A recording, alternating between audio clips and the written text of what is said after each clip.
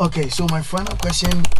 Recently, I heard LA Galaxy signed one Joseph Pinto. Yeah, he's a Ghanaian player, and a couple of them have been in the MLS for ages. What will you say about their performance? I like that they're starting to get more investment. Thank you very much, bro, for welcoming me, rather. Welcome home, Alex. Welcome home, brother. Welcome home. I love to be here. I mean, VOA it's been one of the dream stations too. We're hoping in future we're gonna come here and work as well. Listen, this is home. I'm telling you, this is the embassy, my friend. Come home. Wow. Come home. Okay, so I would like to know about the impact of Lionel Messi playing the MLS. I mean, everybody knows the capabilities of Messi, but playing in the MLS, what has been the impact? It's been interesting to watch Lionel Messi play in America. One off the top of my head, I'll easily say his biggest impact was now we have a lot more. Usually it's like one or two high-profile players, right? So like when Thierry Henry came, it was him alone. When now you have Lionel Messi, you have Luis Suarez, you literally have Barcelona 2.0 playing here at Inter Miami. So it's interesting to see that, and of course to see the extension of David Beckham's legacy. So now you're seeing the US MLS now step into the global scene. Not to say that America wasn't part of the global scene, but now when you have the introduction of easily one of the greatest footballers of all time taking to play football. Now, of course, once again, Pele, a couple of other big names have played in America. But Lionel Messi has the golden foot right now, man. Like what he recently did. And he came to the MLS just off the cusp of winning the World Cup. This is like the prime of his career, the height of his career. So he's had a really profusely big impact on the MLS. We're talking ticket sales. We're talking easily like going to an Inter Miami game is probably like at least $4,000. Ticket sales? That ticket sales are going like this. People are more vested in the game. It's going to be interesting to see how that translates towards America's performance in the 2026 World Cup. But he's had a really, really big impact on the MLS. Okay, so how about the other players? Like we've seen a couple of foreign players. Yes, Sergio Busquets, and even the Suarez, as we're talking about, a couple of players in there. I mean, once again, this is the Messi effect, right? I don't just want to credit Messi because there's a lot more movements behind Messi, but I personally equate that to when Cristiano Ronaldo went to Saudi Arabia, where took him to open those floodgates, and next thing everybody was decided to move. Right now it looks as though it's like a Saudi Arabia versus MLS. Who gets to the throne first, who joins those big leagues first.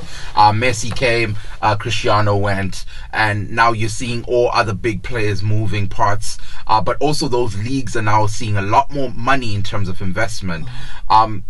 I think all those other players coming, of course, once again, America has always been a destination for big players. David Beckham played here. Like I mentioned earlier on, Pele played here. Thierry Henry played here. There's a lot of big names that have played here. But when Messi came, it was that energy was completely different. Why? Because a lot of those players, when they came to America, once again, they were now on the downfall of their careers, right? Beckham was probably one of the lucky ones where he went on the down and then he went back to Europe. That doesn't usually happen. Usually players come here, they play. Look at Wayne Rooney, for example, right? He came to America, played, and then he decided, let me hang up my boots. Messi, it's looking otherwise. Messi's still playing competitively. Messi's still playing the upper echelons of football. He's still the GOAT easily. And so when he moved here, it changed the trajectory of what the MLS looked like. It opened doors for Sergio Busquets to say, I want to go to America and find it at home. It's not just about the paycheck for them. Some of these folks truly, truly want to move and come play in the MLS. I think it's changed it. It's changed the trajectory of it from once upon a time people thinking of it as a farmers league, a high school students league, to now all of a sudden it's something where you could actually have an avenue to play professional football. But a lot of people are still having the mindset that because there's no relegation and always the winner gets the nod. I mean, it doesn't put the MLS into that correct image? I don't know. Do you agree with, or what will you say about that? One step at a time. Let me put it that way. I think Okay. it's a building block. I think the MLS at some point, once again, they are trying to compete in the upper echelons of what football is. It's a building block. I think it's about beginning to garner more interest. Yes, Messi's here. Yes, people know who Lionel Messi is, but football, or soccer, some would call it, is still not among the top played sports in the United States of America. So I think it's about getting more eyeballs on the sport, getting more attention on the sport, and then you can start introducing it. It's a little different from, once again, I don't like making the comparison, but the only comparison you can give is a Saudi Arabia, right? Because it's the next bubbling league. It's a little different from Saudi. Saudi has a lot more investment in football in comparison to America. America, they already off the top. You've got the NFL fighting with the NBA, fighting with the MLS. Like, there's so many different leagues that garner attention. That football is at the it's not even up there in comparison to Saudi, where they just made a concise decision to start investing more in football growth. It looks as though Saudi Arabia is making a decision to start pouring more money into sports in comparison to its other political agendas. So I think that makes it a big difference when we're talking about whether or not America should have relegations, for example, in the MLS.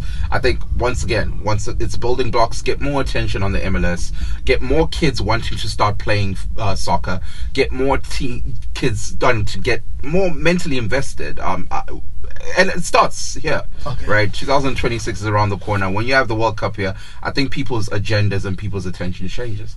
Okay, before my final question on Ghanaian players in the MLS.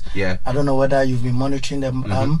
I would like to know, when we say American soccer or the football or soccer, what are the differences? Those are two different sports, my friend. It's not what are the differences. The only similarity is there's someone who kicks the ball. That's what I would say is the only similarity. If I had to compare, I would say the closest sport to Africa that would be closest to American football would be rugby. Rugby. That's the closest you would get to playing NFL. I think American soccer is a whole, and there's a reason why people had to make that difference. Some started talking about soccer, some started talking about football, but it's completely different sports. I see. Okay, so my final question.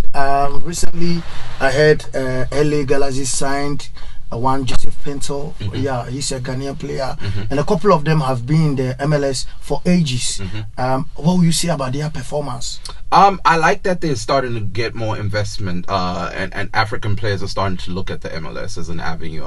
There's a couple of big African players. If we think of Timothy Weah, right? He's George Weah's son. That's already a descendant of Africa. To see him, the way he played in the last World Cup, he shined. I like that. I like seeing more avenues open towards America, that relationship between Africa and America. Recently, we had a U.S. delegation go to AFCON. That opens up more avenues. We're guaranteed going to see more African players play in the MLS. Why? I like the fact that it's more opportunities for African players. It's more investments in African leagues. So, because this relationship doesn't just develop America, right? When you have an African player coming to play in the MLS, he develops the sport in America, but he also takes money back to Africa. This is a kind of like a symbiotic relationship that grooms both leagues, that grooms both countries, and maintains relationships. For me, I personally am a big fan of that. I'm kudos for that. I think we should have more African players exploring avenues like America, like Saudi Arabia. Not just we all can't play in the EPL, we all can't play in Spain, we all can't play in those leagues. I think exploring all these other avenues where money is starting to come in should be an option for African players. Bro, thank you so much. Thank you so much, man. I appreciate it. Yeah, I'm grateful.